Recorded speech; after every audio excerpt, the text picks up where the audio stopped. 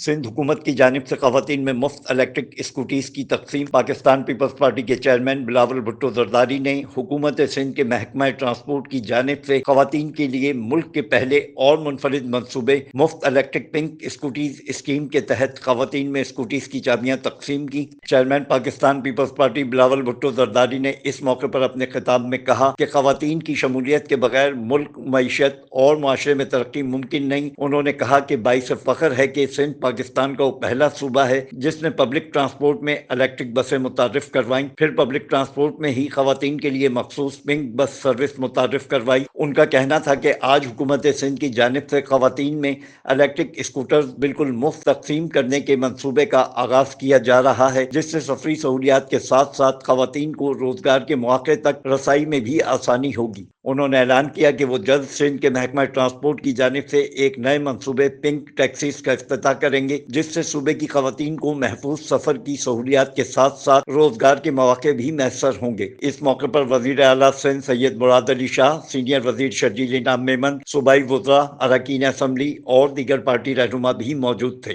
Afzal Khan, C110 news, Karachi.